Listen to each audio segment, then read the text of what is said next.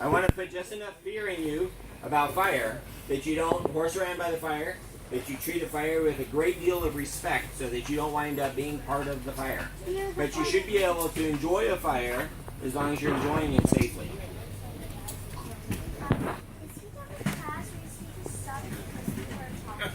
Well, he's not. I started talking. I interrupted him. Oh, done. I still want to know. Hey, Kyle, she wants to know if you're done. I'm pretty close about done. The biggest thing, guys, is use common sense. Don't be sticking your body parts in there. Make sure you got the water by it. Make sure your tents are hard enough way that if a wind comes by and blows on the fire. Try not to freeze the smoke. That's, yeah. Biggest thing, like, you want to make sure you're far enough away from the fire, all your stuff is far enough away from the fire, that if a big wind comes by and hits the fire, it's not going to set stuff on fire. So you want to keep it constrained. That's not fun. Okay. Aaron, you probably shouldn't be sticking sticks in the fire unless you're keeping it. Also a thing, if you really got to move stuff around the fire, use a metal, something metal to push it around. Like a don't shovel. be sticking sticks in it. Shovels. If it's broken, don't use it. Okay. I want to show you one last thing before we go to start building your fire. How many of you ever heard of a fuzz stick? Oh, is it a stick made out of fuzz? No, but good guess. So you guys have heard of a fuzz stick? My sister made If you can see from way back there,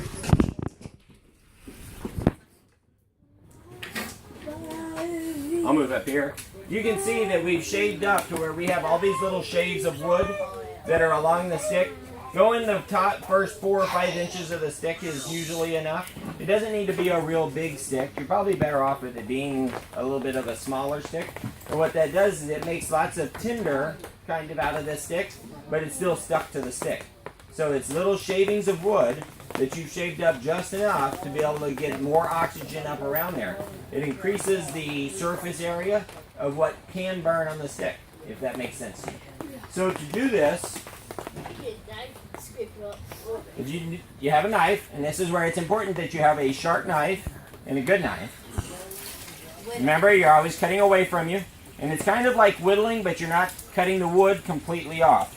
So you push, and you can see that it curls it up a little bit, and you just keep going around the stick, and I'm using my thumb to be able to push on the back of it to get a little more force so that I have complete control and I don't go too far and cut it off completely. And so I use my thumb to push and trim it up. And I just turn the stick a little bit each time so that I can get the next one. That's the goal. You want it to kind of look like a Christmas tree when you get done. And then when you get all the way around on one, then you go and you start another row. So you see here now I have several rows of fuzz on the stick. Now you may have noticed that the bark was trimmed off of this end. The reason is because if you have a stick that, especially if it has a lot of bark, and you go to fuzz it up, what you wind up is the bark just starts falling off. And so you start off by trimming the bark off of it so that you can get down to the wood part. Now that bark that you're trimming off of there could be great tinder. So wherever you're going to build your fire, shave that off of it into your little fire space because it's going to burn very well.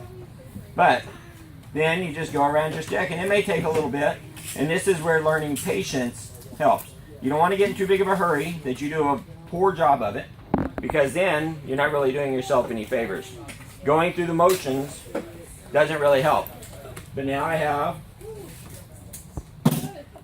a part of a fuzz stick. And so look, it's like a little Christmas tree.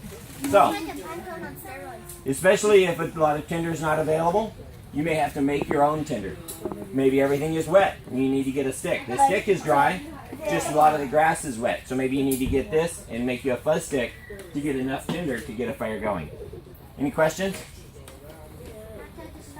In a little bit. As soon as I dismiss everybody, you can go and throw your sticks away on your way. So, here's what we're going to do. We're going to, right out here in the middle I want you to go and I want you to be in groups of maybe 3 or 4, and you're going to work together to be able to build a fire that you think will be able to be lit with one match. Okay?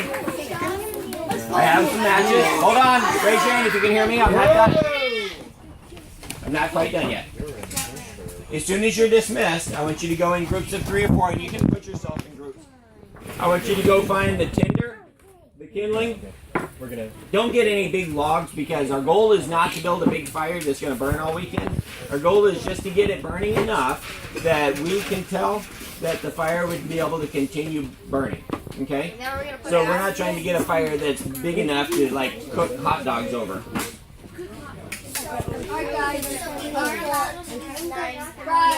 You are. Use them safely. If you don't use your knife properly, then your knife privileges will be taken away. Okay?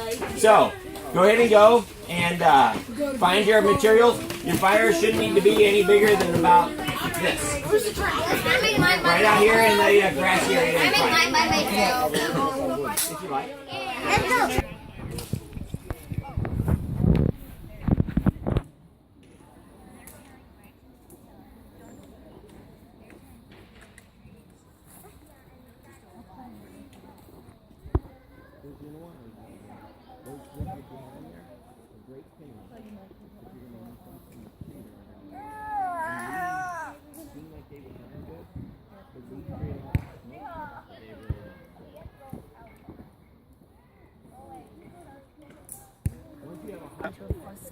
Will make it work much better.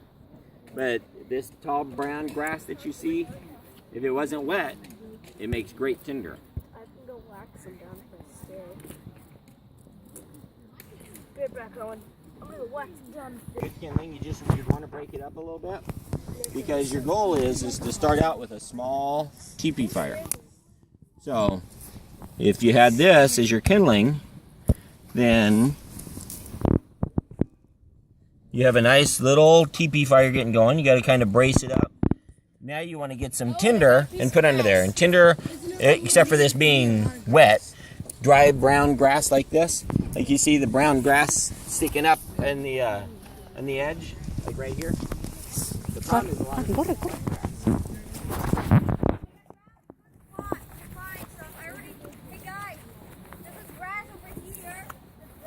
So right over there, some. Right here, see all of this brown dead grass? This makes good tinder. Except for this is a little wet, so it may burn well, it may not. Try to find some that's not too wet, and maybe you'll be able to get it to burn. Here you go. But you want more than that. The more you can get, the better. If you start out with just a little bit, it seems like enough. Get more than you think you need, and that way you don't have to build your fire again because you didn't have quite enough. Get way more than you need, and it makes it easier to get going. You think we could burn this? No, see how green that is? Yes. And it doesn't snap, it just kind of bends. That means that this is a green stick. And green sticks, they don't snap. They'll break and you can tear them open. But that green wood doesn't burn very well. Green wood is really wet wood inside there. It still looks like wood, but it's wet. And so it smokes a lot, but it won't burn very well. What you want is a twig that'll snap when you bend it. Let's see if we can find a dry stick, a dead stick, and then you'll be able to see the difference.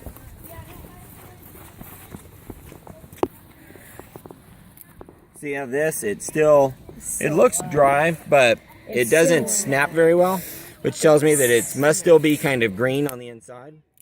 And so, like this one. I'll get some dead grass. see how that snapped into? This makes nice dry kindling. And if you need, like, you can pull off this bark, and this bark may be good tinder for you. See how nice and thin that is? And there's some trees that, maybe they've fallen in the woods years or months ago. And so if you pull off that outside bark, underneath that is all of this material that's thin like this. It's almost like paper that's underneath between the bark and the wood of the tree. And if you can pull that out of there, it's almost always dry, even if it's been raining. And it burns just like a newspaper or napkins. Burns really nice if you can find it. Yeah, But okay. you'd have to find that by finding a tree that's been fallen and still has the bark on the outside of it. And so they may be out looking. Oh, don't make that. It's worse making. It's worse making a teepee. It doesn't work very well making a teepee. Cause Here, do you want to? I can't break this. thank you. Well, yeah, but we want smaller strips. We want to put the really small, tiny twigs, really tiny twigs on the bottom, and then the bigger sticks on top. But teepees don't work very well. When I built it last time, we didn't use a teepee and we got it with moonlight. I know, isn't it amazing? Taste out. Dad, you're too close.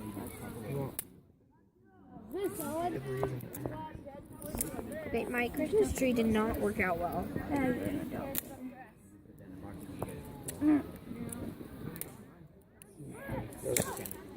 It's okay if they're hard to break because they're so old. No, he just said that if they're hard to break, it might be dead, but it might be still a little green. Some of them are hard to break. But I really want to try using the pocket knife, but I probably shouldn't. no, you haven't learned all. He didn't teach you like all of it. I think it's just different than we did. Like way different. I'm just gonna practice this at my house. See, this is how you can split little woods. Right like that. So guys, we need more grass. Right.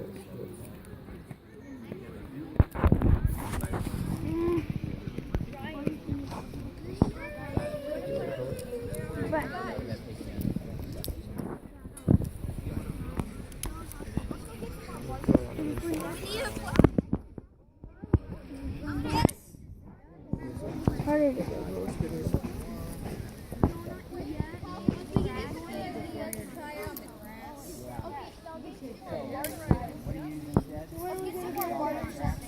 I'll be right back. Put sticks. Right, and then this is your kindling. Put the so get sticks more on of this top. Stuff, okay?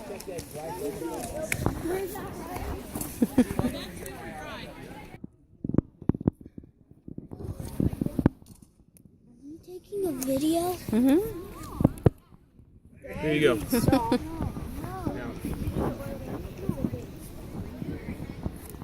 Stop doing this.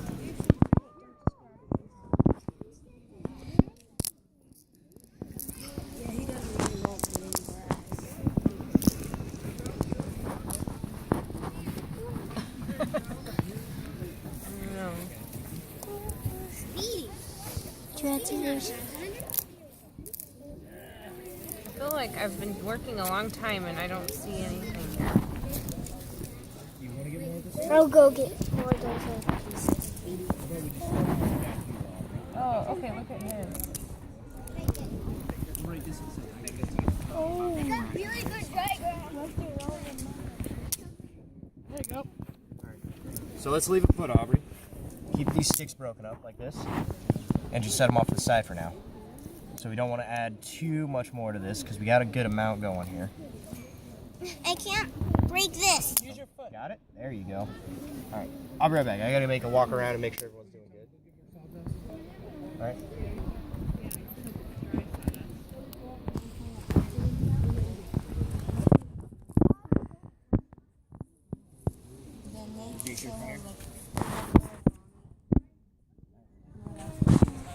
If you're looking for big tinder, the dry stuff along the tree line right down there, as long as you stay on the top foot or so, don't pull it out of the ground. Just stay on the top foot.